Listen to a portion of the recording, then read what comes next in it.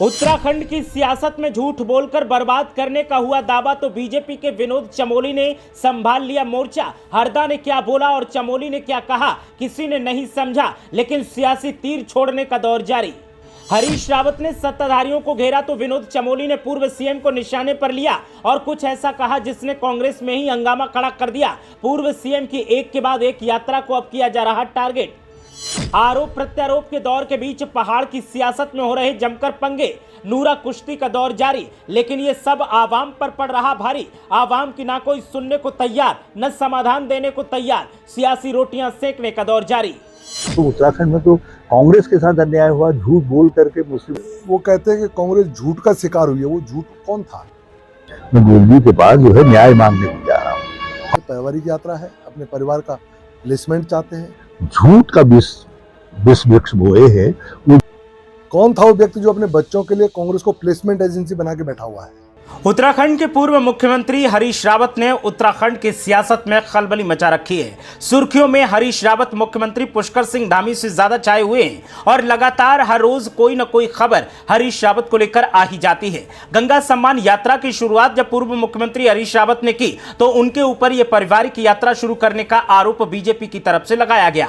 अब गोलजू न्याय यात्रा पर पूर्व मुख्यमंत्री हरीश रावत निकले हैं तो एक बार फिर उनके ऊपर आरोप लगाया जा रहा है कि वो कांग्रेस को प्लेसमेंट एजेंसी बना रहे हैं और वो कांग्रेस पार्टी में अपने बच्चों को सेट करने के लिए इस तरीके के ढकोसले कर रहे हैं। जब पूर्व मुख्यमंत्री हरीश रावत से इस बारे में बात की गई तो उन्होंने साफ तौर पर कहा कि कौन झूठ बोल रहा है और कौन सच बोल रहा है ये आवाम के सामने है। झूठ बोल करके तो कांग्रेस के साथ अन्याय किया गया, सरकार को हाईजैक तक कर लिया गया था और झूठ बोलने की बात कौन कर रहा है? हरीश रावत ने क्या कुछ कहा, जरा आप सुनिए।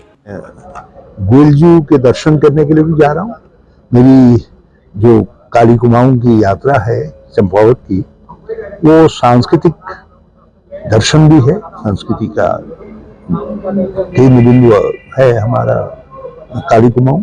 और उसके अलावा जो है, जो भाजपा ने यहाँ की राजनीति में झूठ का विष वृक्ष बोए है, वो झूठ का पर्दाफाश करने के लिए भी मैं गोलजी के पास जो है न्याय मांगने को जा रहा हूँ। कांग्रेस ने अहमदाबाद के अपने उसमें कहा है, कांग्रेस जनों से जहां जहां अन्याय हो रहा है उसके खिलाफ आवाज उठाओ।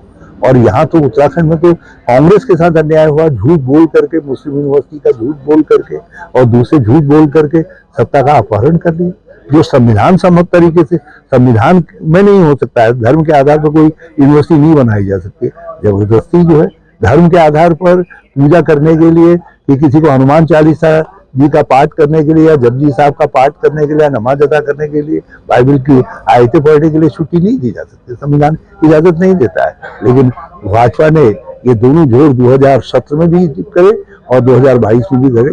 मैं उसका पर्दाफाश करने के लिए हमको शक्ति दो, वो शक्ति मांगने के लिए भी गोलजी के दरबार में जा रहा। तो सुना आपने, पूर्व मुख्यमंत्री हरीश रावत विरोधियों की टेंशन बढ़ाने में लगे हैं, सत्ताधारी पार्टी की पुंगी बजाने में लगे हैं, सत्ताधारियों की ईंट से ईंट बजाने में लगे हैं। तो फिर सत्ताधारी पार्टी के नेता भला कैसे पीछे रह सकते थे? प्रवक्ताओं ने, नेताओं ने, विधायकों ने मोर्चा संभाल लिया और विनोद चमोली निकलकर सामने आए। विनोद चमोली ने उत्तराखंड के पूर्व मुख्यमंत्री हरीश रावत के ऊपर आरोप लगाया और कहा कि ये यात्राएं तो सिर्फ एक बहाना है। वो अपने बच्चों के लिए पिच तैयार कर रहे हैं और अपने बच्चों को कांग्रेस पार्टी में सेट करना चाहते हैं और कांग्रेस पार्टी को तो उन्होंने ही प्लेसमेंट एजेंसी बना रखा था। जरा सुनिए विनोद चमोली ने क्या कुछ कहा। देखिए, मुझे बड़ा ताज्जुब होता है कि माननीय हरीश रावत जितने वरिष्ठ नेता हैं, कांग्रेस के जो हाल उन्होंने किए हैं पूरा उत्तराखंड देख रहा है, पूरे देश में देखा है, और वो कहते हैं कि कांग्रेस झूठ का शिकार हुई है। वो झूठ कौन था?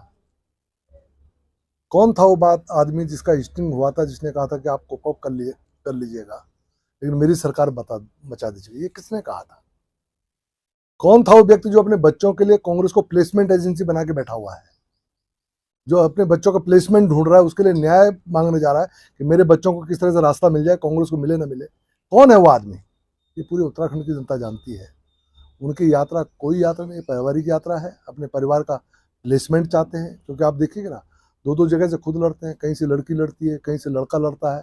आगे भी कहीं ना कहीं ढूंढ रहे होंगे कि कहाँ पर मुस्लिम मतदाता ज़्यादा हैं, कहाँ मैं अपने किसी बच्चे को फिट कर सकूं। तो उनकी यात्राएं इस कारण चल रही हैं। लेकिन ठीक है, वो अपना कुछ करते रहे, उसके कारण क्षेत्र का मनोरंजन भी होता है, उत्तराखंड की जनता उसका आनंद भी लेती है। तो एक तरफ पूर्व मुख्यमंत्री हरीश रावत हैं और दूसरी तरफ बीजेपी के विधायक विनोद चमोली हैं। दोनों तरफ से आरोप प्रत्यारोप का दौर चल रहा है और आरोप प्रत्यारोप के इस दौर में उत्तराखंड की सियासत में पूर्व मुख्यमंत्री हरीश रावत लगातार सुर्खियों में छाए हुए हैं। हरीश रावत चाहे परिवार के लिए यात्रा कर रहे हों, चाहे राजनीति के लिए यात्रा कर रहे हों, चाहे प्रदेश के सम्मान के लिए यात्रा कर रहे हों या फिर कांग्रेस पार्टी के लिए यात्रा कर रहे हों, जो भी मूवमेंट वो कर रहे हैं वो मूवमेंट फिलहाल सुर्खियों में है और उनकी मूवमेंट से सत्ताधारी पार्टी के लोग परेशान नजर आ रहे हैं और इसीलिए एक के बाद एक नेता सामने आकर पूर्व मुख्यमंत्री हरीश रावत पर निशाना साध रहा है और उन्हें टारगेट कर रहा है। ऐसे में कांग्रेस पार्टी के नेताओं का कहना है कि जिस मकसद के साथ हरीश रावत ने यात्रा शुरू की थी